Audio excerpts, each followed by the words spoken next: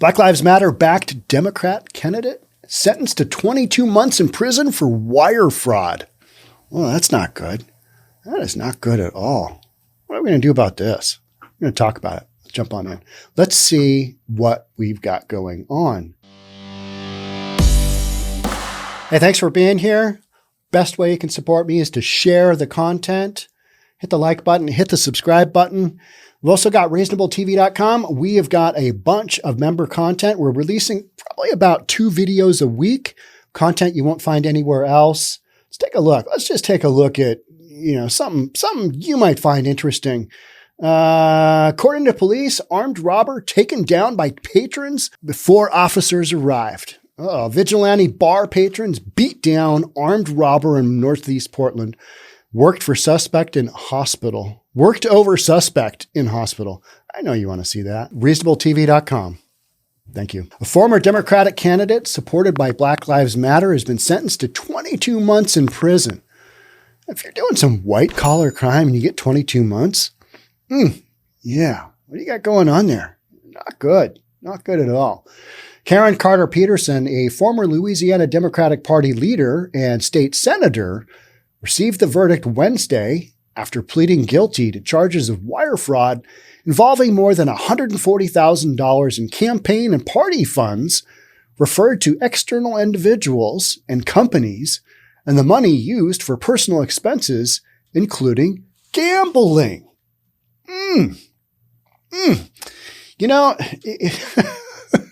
This isn't shocking, right? This person's probably got a gambling addiction. Gambling will really take you down. I am a terrible gambler.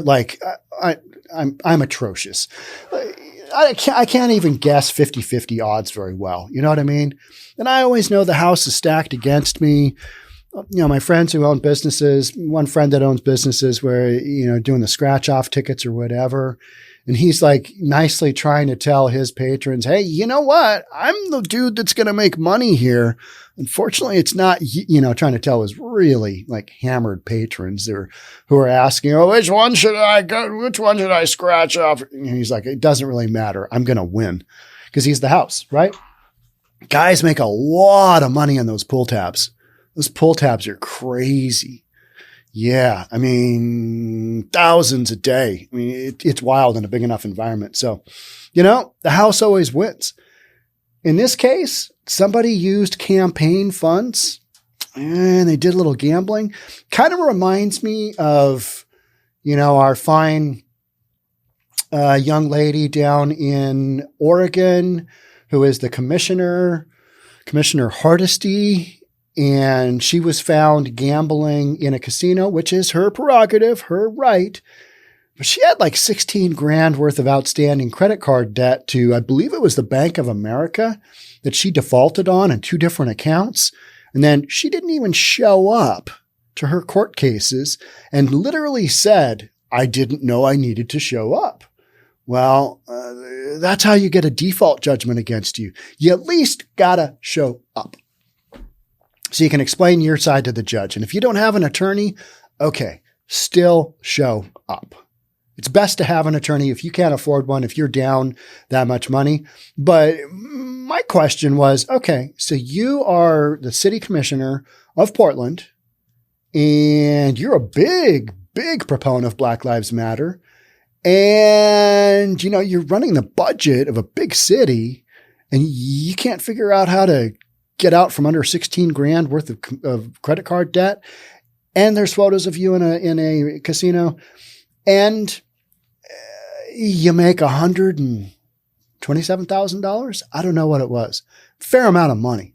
It's just what's in the water here? What is happening? We got some budgetary issues that are just going sideways. And so many of these folks, they're all renting, which nothing wrong with renting. But you get to a certain age, if you're in an industry or whatever, and you've lived long enough, you probably should have put away enough for a down payment on something because years ago, things were much cheaper. I understand now, trying to buy a house now, I mean, it is incredible. I was listening to the radio DJs talk on one of the Seattle stations, and they were saying, well, you got to have a combined income of $180,000 to afford a median price home in Seattle. And that's about right. A couple of $80,000 incomes to afford a $750,000 home when interest rates are up close to 7%, because that interest rate bumps up that payment, which reflected in your qualifying. I'm going down a real estate road, I know, but that's what I talk about. But, and so many of these folks don't have the credit. They don't have the savings ability. And, they're all renting, which I get. Things are expensive. But it's kind of like, all right, so passing down wealth to, your future generations, that is just not happening because you're gambling it away. On top of now having a felony conviction. Peterson abruptly resigned from the state Senate last April, citing her mental health and gambling addiction.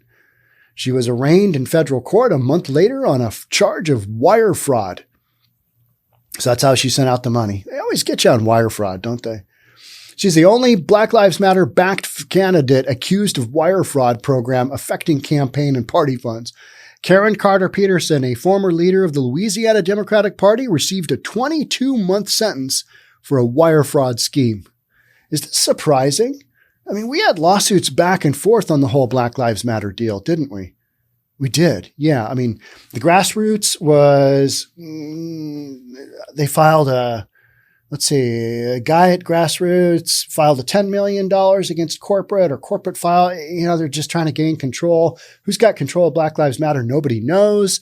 They took in $90 million, $80 million, $90 million in 2020 during that whole George Floyd deal, the Summer of Love, and then didn't realize that they had to, do some IRS forms, the Form 990s, and they found that the Form 990s were triggering. It's like, okay, no, they're not triggering. They might be triggering to you, but the deal is if you've got a nonprofit, you're going to have some ongoing forms of disclosure that you're going to have to file in order to keep things on the up and up, in order to keep things going. Peterson's plan ran for 7 years and involved diverting state campaign and party funds to several individuals and companies who reportedly cashed the checks and provided Peterson with most or all of the funds, according to the Louisiana Illuminator. She had a scam going. So the one political party, one person in political leadership that the Black Lives Matter backed, has got a 22-month sentence, going to the can, going to jail. I don't want to make judgment on people, but you put all these things together, it doesn't look good. The optics, no judgment, but the optics are not good. Black Lives Matter corporate, Black Lives Matter grassroots, Black Lives Matter who they support for their, political leadership. It doesn't look good. It just, from the outside, the optics are terrible, awful. Peterson then used the money for personal expenses, including gaming-related expenses. She also filed false and misleading campaign finance reports that misrepresented expenditures as illegitimate purposes related to her campaign or the exercise of public office. The Justice Department wrote in a July news release last year. Carter Peterson diverted more than $140,000 in campaign and party funds to individuals and businesses. Today is an important step in my lifelong recovery as I continue to deal with my gambling addiction. Now, she would have had this gambling addiction well before she stepped into office, right? I mean, this person's probably had this gambling addiction for years. Probably tried to keep a hold of it, probably tried to push it down, tried to keep it from getting out of control. And you know what? $140,000, that's really not that much in the big scheme of things. I mean, how many billion are we talking about with our FTX guy, with Alameda? Billions. I mean, they were throwing billions around. You need a loan for 3 big ones with a B? Yeah, we got you covered. We need some of that back. All right, got you covered. Because it was just basically funny money, right? I mean, that whole FTX thing to me is just like, well, that is an enormous scale train wreck. This one, $140,000. All right. Peterson wrote on Twitter at the time talking about, I've got to work on my addiction. I sincerely apologize for the impact of my compulsive behavior resulting from this addiction. Well, you need to pay that back. I say you pay that back. You get that money back to those who donated it, whatever. And then we talk about, how you're going to, restitution for everything else. Peterson is due to report to federal prison on March 6th. That's not good. That is not good. But white collar crime. Is she going to go anywhere hard? Hard to say. I have paid back in full the funds. Okay. Used due to my addiction. I wonder how did, if you didn't have it before and all of a sudden you got it, where'd that come from? Is she hiding it from a husband? Hiding it from a wife? Don't know. And will continue to make amends. She added, remaining true to the steps of my ongoing recovery, I've been open, honest, and fully cooperative with the U.S. Attorney's Office in their investigation.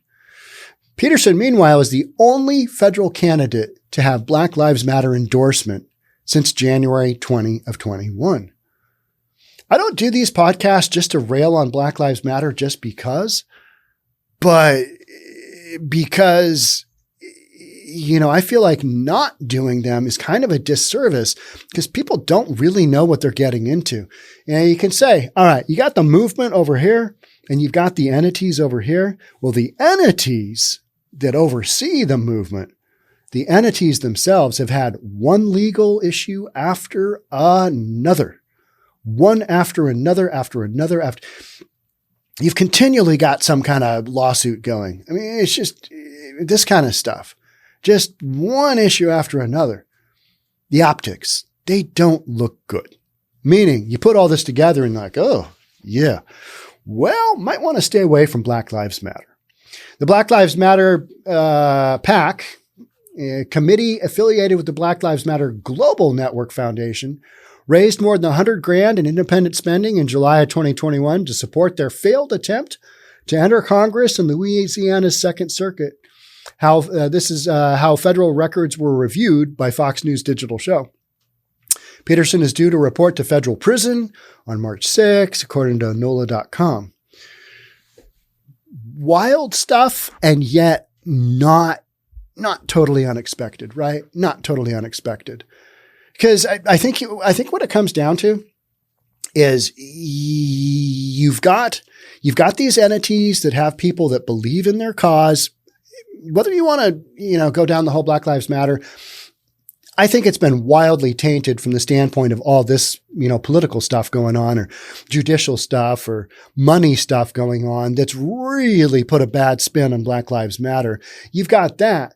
But more importantly, you've got Black Lives Matter is it's a big entity from the standpoint they were able to bring in $90 million, $80 million, whatever it was. And yet you don't have people. So you basically created a startup entity and you don't have people that are experienced in running a business. So you've got the funding of a business, but then you don't have anybody to run it. So it's kind of like, well, that's to be expected. This is literally to be expected. And then you take that a step further and the folks that they are supporting are going to prison. It's just not a great look, is it?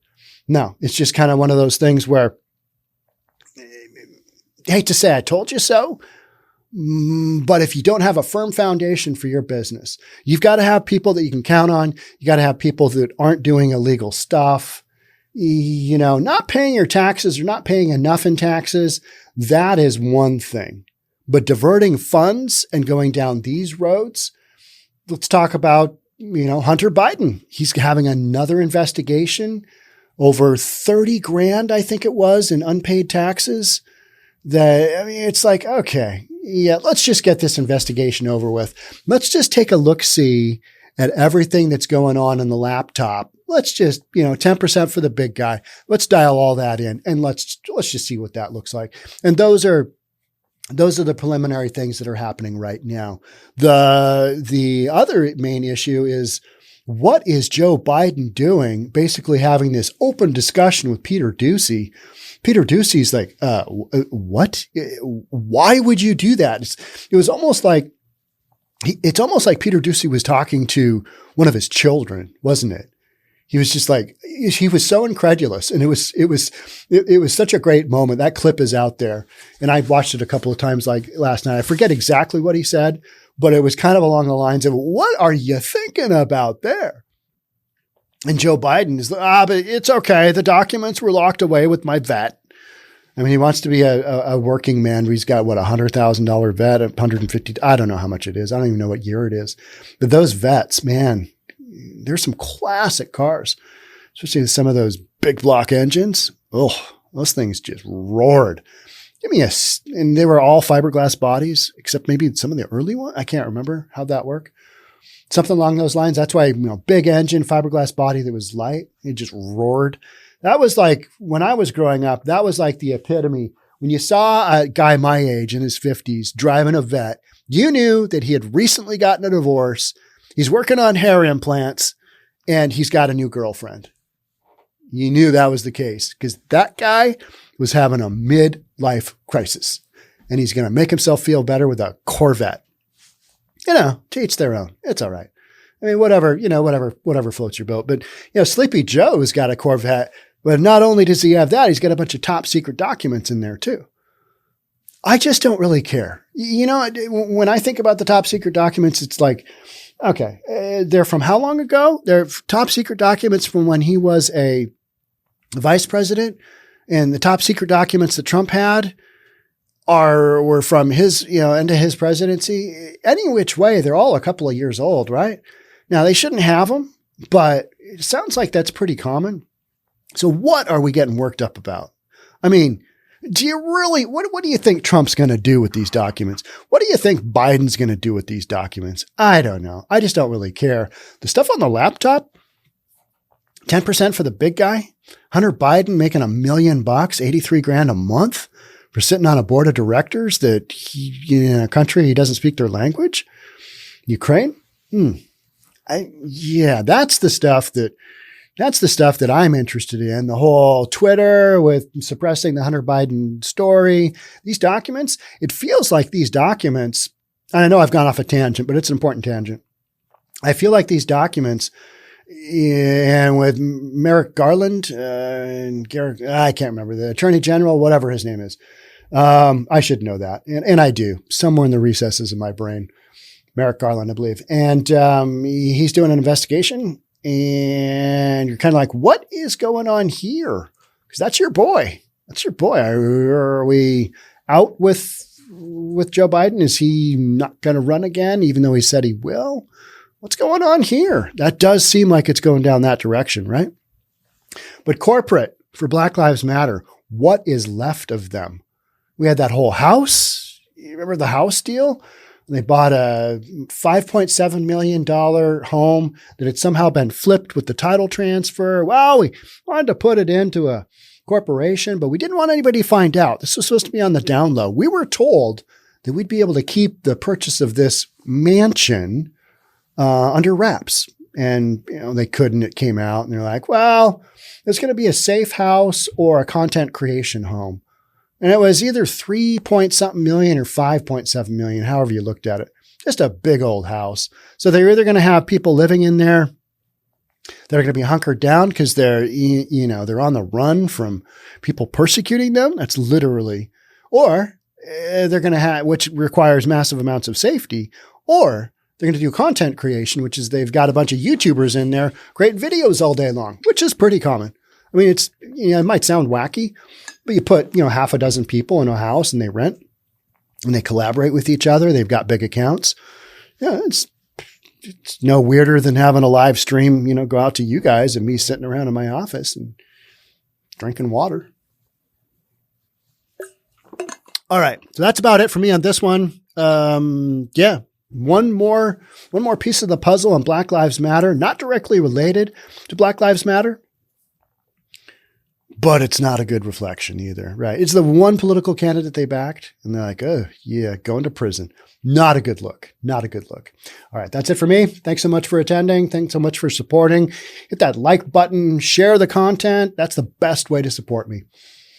I'll see you in the next one. Bye for now.